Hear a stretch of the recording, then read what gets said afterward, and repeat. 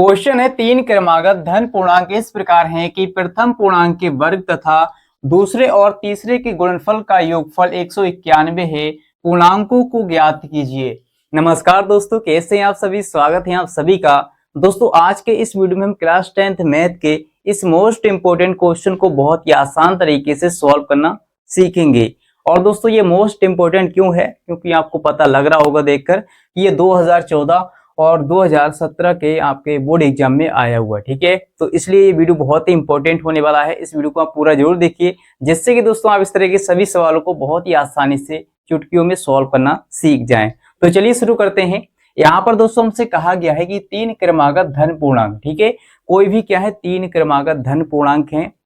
अब यहीं पर बच्चों को समझ में नहीं आता कि सर इसका मतलब क्या होता है, क्रमागत धन पूर्णांक का मतलब क्या होता है। अगर हम इस बात को समझ जाते हैं तो सवाल को बहुत ही आसानी से सॉल्व कर पाएंगे। ठीक है, इसके बाद कह रहा है कि प्रथम पूर्णांक के वर्ग, ठीक है, जो प्रथम पूर्णांक है उसका वर्ग, और तथा कह रहा है दूसरे और तीसरे के गुणनफल का योगफल हमें दिया है 191। ठीक है, तो बहुत ही सिंपल तरीके से सॉल्व करेंगे। देखिए आपको करना क्या है, सबसे पहले यहाँ पर हम पहला पूर्णांक मान लेंगे। ठीक है, यहाँ पर कह रहा है तीन क्रमागत धन पूर्णांक, तो मानेंगे पहला क्रमागत धन पूर्णांक x। ठीक है, और दूसरा क्या हो जाएगा, देखिए जब हम पहला x मान लेंगे, दोस्तों मैथ में क्या होता है जो हमें नहीं मालूम होता उसको मान लेते हैं, तो सेम ऐसा ही आपको यहाँ भी करना है। मान लेंगे, एज्यूम करेंगे कि माना पहला x है और दूसरा क्या हो जाएगा x+1। भाई क्रमागत पूछ रहा है ना, क्रमागत का मतलब होता है क्रम से आने वाली संख्या। ठीक है, क्रमागत है ना, जैसे कि एक के बाद क्या आता है दो आता है ना, ये क्या होंगे क्रमागत होंगे। दो के बाद तीन आएगा, तीन के बाद चार आएगा, चार के बाद पांच आएगा। ठीक है, तो ये क्रमागत क्या है, धन पूर्णांक है। धन का मतलब होता है प्लस, ठीक है, यानी धनात्मक। ठीक है, ये क्या है सभी प्लस के हैं, सभी प्लस के हैं, है ना, ऐसा नहीं कि ये ऋणात्मक है। ऋणात्मक कब होगा, जब ये इसके आगे कोई भी चिन्ह माइनस लगा होगा। ठीक है, इस तरह से ये माइनस का है तो ये ऋणात्मक है, ना कि धनात्मक। ठीक है, याद है आपको। तो यहाँ पर ऐसा ही कहा गया है कि तीन क्रमागत यानी क्रम से आने वाले, ठीक है, धन का मतलब प्लस वाले, और पूर्णांक का मतलब पूरा अंक। ठीक है, ये क्या है सभी पूर्णांक हैं। अगर मैं ऐसा लिख दूं 1/2 या 3/4 लिख दूं तो ये पूर्णांक नहीं होंगे। ठीक है, ये क्या है बटे की फॉर्म में आ गए, ये पूर्णांक नहीं यानी पूरा अंक नहीं है, है ना, बटे की शक्ल में आ गए। जब इसको आप क्या करेंगे आगे सोल्व करेंगे यानी पॉइंट में ये आएगा। ठीक है, काटेंगे तो पॉइंट में आ जाएगा, तो ये पूर्णांक तो होगा नहीं। तो हमसे कह रहा है कि क्रमागत धन पूर्णांक ज्ञात कीजिए। ये क्रमागत हैं और धन भी है और पूर्णांक भी है, तो इस तरह से हमें ज्ञात करनी है। ठीक है, तो यहाँ पर दोस्तों मान लीजिए आपका x का मान जो है वो आ गया है, यानी पहला क्रमागत धन पूर्णांक का मान कितना आ गया 8 आ गया। ठीक है, हमने जो माना था मान लीजिए इस x का मान आ गया है 8। ठीक है, तो दूसरा क्रमागत धन पूर्णांक क्या हो जाएगा, देखिए 8 इस x की जगह पर रखेंगे और प्लस में बन रहेगा। ठीक है, तो दूसरा हो जाएगा 8 1 9। ठीक है, दूसरा हो गया 9 और पहला हो जाएगा हमारा 8, है ना। मान लीजिए हमने एज्यूम कर रहे हैं केवल आपको समझाने के लिए। ठीक है, पहला 8 हो जाएगा तो दूसरा 9 हो जाएगा। फिर तीसरा कैसे ज्ञात करेंगे, तीसरे को हम मान लेंगे x+2। x+2 देखिए x की जगह पर 8 रखेंगे, प्लस में 2 रहेगा तो 8 2 10 हो जाएगा, यानी कि पहला 8 आ गया, दूसरा 9 आ गया, तीसरा आ जाएगा 10। तो आप बता सकते हैं कि ये क्रमागत है। ठीक है, क्रमागत है 8 9 10, क्या है क्रमागत है। 8 के बाद 9 आता है, 9 के बाद 10 आता है, और धन भी है, ठीक है, धनात्मक भी है और पूर्णांक भी है। तो इसी तरह से आपको सेम ज्ञात करना है। चलिए इस सवाल को हम बिंदास तरीके से सॉल्व करते हैं। तो ये थोड़ा सा आपको मैंने बेसिक समझा दिया है जिससे कि आपको समझ में आ जाए और सवाल को रटना ना पड़े। ठीक है, तो आप इसके बाद क्या करेंगे, रटेंगे नहीं सवाल को सर। चलिए तो सबसे पहले हम क्या करेंगे सर, मैंने आपको बता दिया। सबसे पहले हम मान लेंगे, माना पहला क्रमागत धन पूर्णांक जो है वो x है। ठीक है, इस तरह से मानेंगे। यहाँ पर लिखेंगे हल, ध्यान से समझिए, बहुत ही मतलब इंपॉर्टेंट वीडियो होने वाला है। ठीक है, तो यहाँ पर लिखेंगे माना तीनों को हम एक साथ मान लेते हैं। ठीक है, माना तीन क्रमागत धन पूर्णांक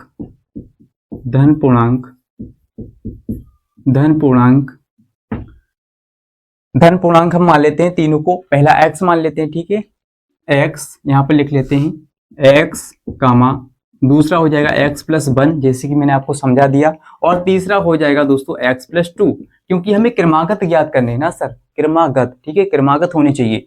अगर आप x+1 की जगह पर x+2 ले लेंगे तो यहाँ पर तो गड़बड़ हो जाएगा ना, फिर वो क्रमागत नहीं रहेगा।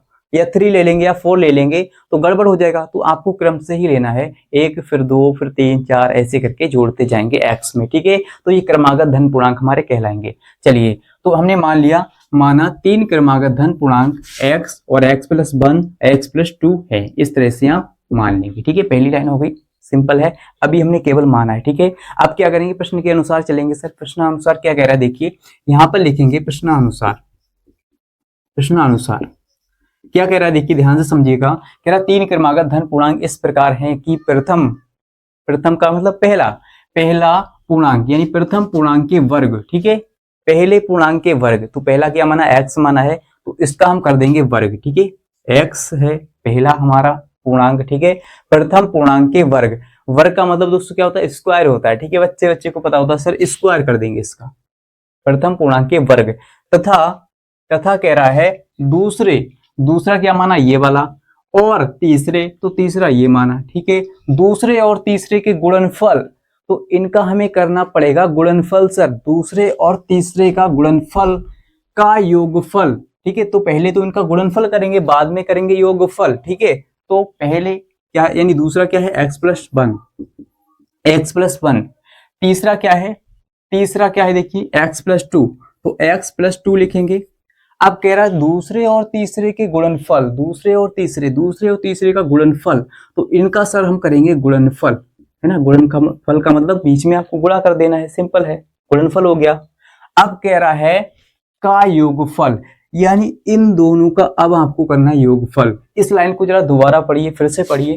कह रहा है प्रथम पूर्णांक के वर्ग, ठीक है, तथा दूसरे और तीसरे के गुणनफल का योगफल, और प्रथम पूर्णांक के वर्ग, ठीक है, उसका कर देंगे हम योगफल।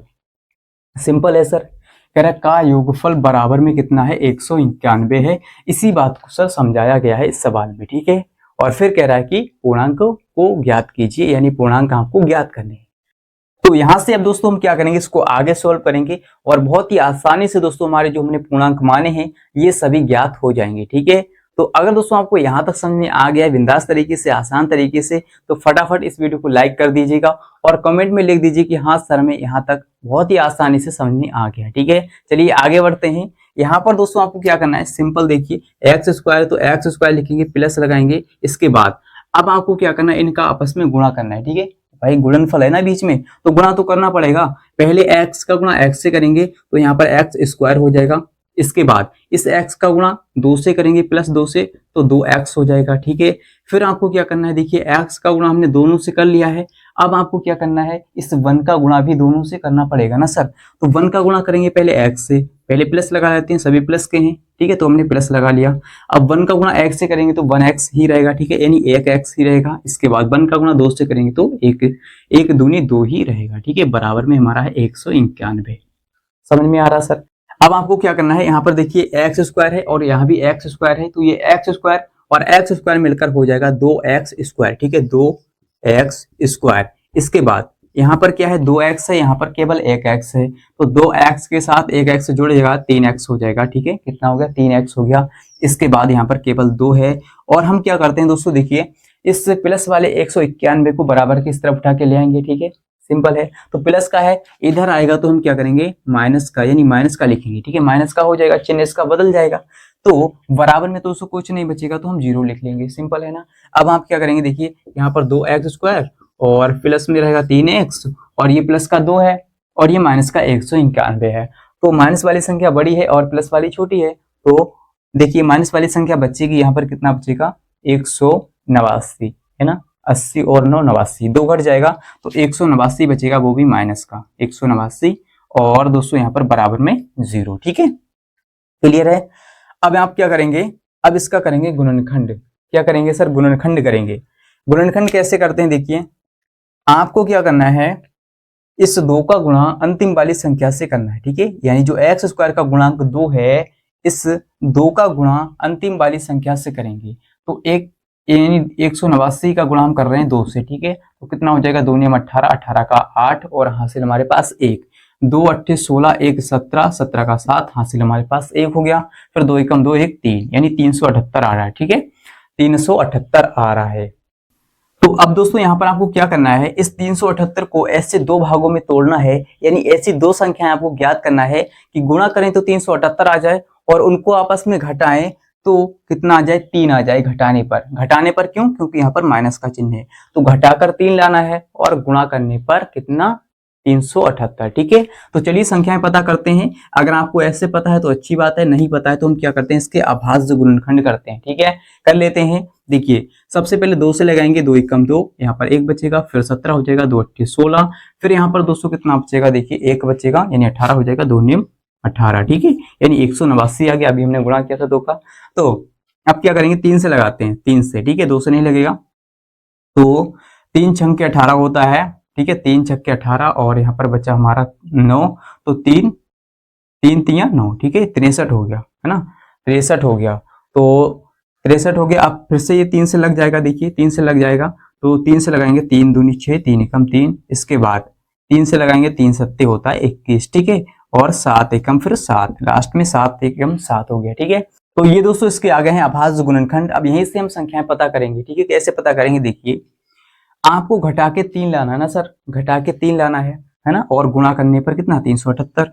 तो हम क्या करते हैं, थोड़ा सा आपको दिमाग लगाना है, खुद से दिमाग लगाना है, जिससे कि ज्यादा समय ना लगे। ठीक है, आपका बर्बाद ना हो समय। तो हम क्या करेंगे, देखिए 2 का गुणा अगर हम 3 से करेंगे तो 2 तिया 6 हो जाएगा, फिर 6 का गुणा हम 3 से करेंगे, 6 तिया 18 हो जाएगा। ठीक है, चलिए 6 तिया 18 हो गया, 6 तिया 18 हो गया, यहाँ तक 18 हो गया। ठीक है, अगर 3 का गुणा 7 से करें, 3 सत्ते 21 होता है, तो यहाँ पर 21 हो गया। अब आप दोस्तों देख सकते हैं कि 21 का गुणा 18 से करेंगे तो हमारा 378 ही आएगा। ठीक है, और 21 में से 18 को घटा दें तो कितना आ जाएगा, 3 बचेगा, है ना। तो इसी तरह से आपको संख्याएं ज्ञात करनी है। संख्या मिल गई हमें 18 और 21, या बोले 21 और 18। ठीक है, चलिए इसी तरह से आपको संख्याएं ज्ञात कर ले रही हैं, मतलब अपने माइंड में ही आपको सॉल्व करना है। ठीक है, इस तरह से आप जब आप इसकी ज्यादा प्रैक्टिस करेंगे तो आपको खुद ही अंदाजा लग जाएगा सर कि कौन कौन सी संख्या हमें बनानी है, किस किस के गुणनखंड। ठीक है, चलिए तो यहाँ पर मैंने लिखा 2x²। इसके बाद क्या यहाँ पर देखिए लिखेंगे 21 माइनस का 18। ठीक है, 21 में से 18 घटाएंगे, 3 ही बचेगा। ठीक है, इसके बाद ब्रैकेट के बाहर ये x लिख लेंगे और माइनस में हमारा 189 रहेगा, बराबर में 0। ठीक है, चलिए अब क्या करेंगे, इसको यहाँ पर कर लेते हैं सॉल्व, है ना। आपको क्या करना है, यहाँ पर लिखा है 2x², तो 2x² लिखेंगे। इसके बाद है देखिए प्लस में है हमारा, पहले हम क्या करेंगे, इस x का गुणा अंदर कर लेते हैं ब्रैकेट के। ठीक है, तो ब्रैकेट के अंदर करेंगे 21 से, तो यहाँ पर हो जाएगा प्लस का 21x, है ना, प्लस का 21x हो जाएगा, और ये 18 से करेंगे तो माइनस का हो जाएगा 18x। ठीक है, तो आप चाहें तो एक स्टेप यहाँ पर भी ना बढ़ाते। ठीक है, ये वाली स्टेप नहीं बढ़ाते, डायरेक्ट हम यहाँ पर इतना लिख सकते थे 21x माइनस 18x, कितना बचेगा, 3x ही बचेगा, और माइनस में 189। ठीक है, तो माइनस में 189 मैं आपको केवल समझाने के लिए यहाँ पर लिख रहा हूँ। ठीक है, जिससे कि आपको हर एक चीज अच्छे से समझ में आ जाए।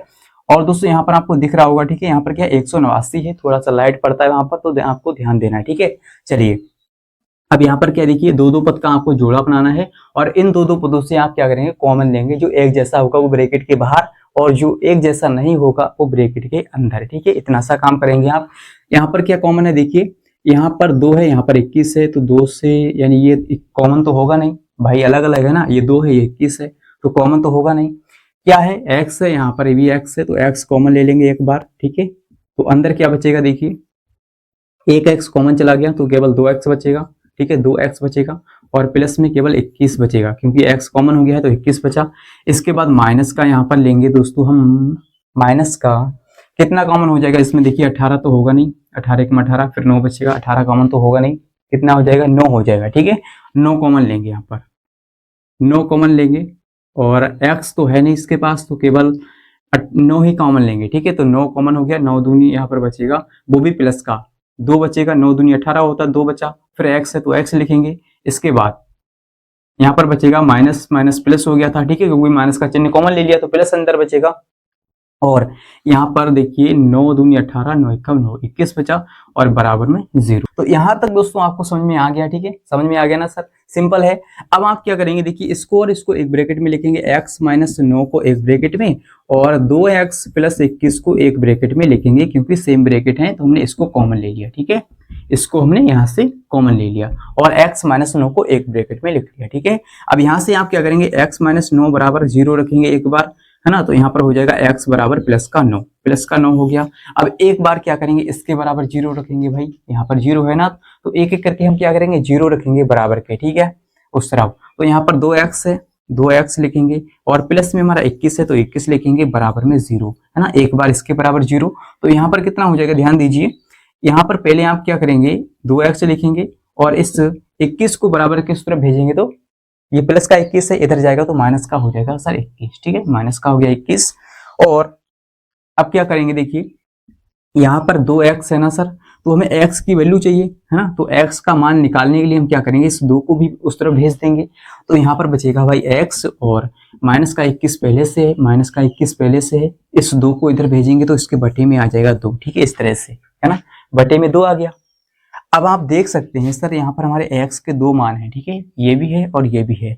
x बराबर 9 है, x बराबर है कितना, x बराबर माइनस का 21/2, ठीक है। तो आप बता सकते हैं सर कौन सा वाला मान लेंगे या दोनों ही लेंगे, कैसे पता करेंगे सर आप, क्योंकि सवाल में कहा गया था, देखिए सवाल से ही पता लग जाएगा कि कौन सा हमें लेना है। सवाल में कहा 3 क्रमागत धन पूर्णांक इस प्रकार हैं, है ना, यानी हमें पूर्णांक ही ज्ञात करने हैं, वो भी धन पूर्णांक, क्रमागत धन पूर्णांक होने चाहिए। तो धन का मतलब होता है प्लस, ठीक है, प्लस वाला मान लेंगे, लेकिन यहाँ पर दोस्तों क्या है, माइनस है, तो इसको हम नहीं लेंगे, है ना, इसको छोड़ देंगे। यहाँ पर लिखेंगे अतः x बराबर जो है माइनस का 21/2 धन पूर्णांक नहीं है ना, अतः इसको छोड़ने पर या कुछ भी लिख देंगे इस तरह से। तो यहाँ पर हम इसी लाइन को लिखेंगे, देखिए क्या लिखेंगे, अतः x बराबर माइनस का 21/2 अमान्य है, ठीक है, अमान्य है, ये मान्य नहीं है, ठीक है, अमान्य है, क्योंकि यहाँ पे लिख लेते हैं, क्योंकि यह जो है धन पूर्णांक नहीं है, ठीक है, क्योंकि यह धन पूर्णांक नहीं है, इस बात को आप यहाँ पर लिख लेंगे। अब दोस्तों में लेना कौन सा है, x का मान x बराबर 9 लेंगे जो हमारा धनात्मक है, ठीक है, इसी को आपको लेना है। तो यहाँ पर दोस्तों हमारा x का मान कितना आ गया, 9 आ गया है, यानी कि जो पहला क्रमागत धन पूर्णांक है वो क्या है, x है, दूसरा क्या है x+1 है, और तीसरा हमने माना x+2। तो यहाँ पर 9 है पहला, ठीक है, और दूसरा क्या हो जाएगा, देखिए हम 9 रखेंगे x की जगह पर, तो 9 और 1 हो जाएगा 10, यानी दूसरा हो जाएगा 10। इसके बाद देखिए इसकी जगह पर 9 रखेंगे, 9 + 2 करेंगे तो 11 हो जाएगा तीसरा, ठीक है। यहाँ पर लिखेंगे अतः क्रमागत धन पूर्णांक, ठीक है, यहाँ पर लिख लेते हैं अतः, क्या लिखेंगे, अतः क्रमागत, ऐसे लिखेंगे क्रमागत धन पूर्णांक, ठीक है, धन पूर्णांक क्या क्या होंगे दोस्तों, हमारे धन पूर्णांक हैं, पहला है हमारा 9, फिर 10 और 11 है, इस तरह से आप लिख लेंगे, ठीक है, तीनों ही हमें ज्ञात हो गए हैं और इसी तरह से आपको ज्ञात करना है, ठीक है। तो आई होप कि दोस्तों आपको बहुत ही बिंदास तरीके से और बहुत ही आसान तरीके से समझ में आ गया होगा कि इस तरह के सवालों को कैसे सॉल्व किया जाता है और कैसे हम अपने 4 नंबर यहाँ से आसानी से पक्के कर सकते हैं। तो अगर आपको वीडियो अच्छा लगा तो इस वीडियो को लाइक शेयर कीजिए, अगर आपने अभी तक नहीं किया तो, और चैनल को सब्सक्राइब कर लीजिए, जिससे कि दोस्तों आपको इसी प्रकार की और भी मैथ्स के इंटरेस्टिंग वीडियो मिलते रहे, ठीक है। और मिलते हैं अगली वीडियो के साथ, आज के लिए इतना ही, जय हिंद।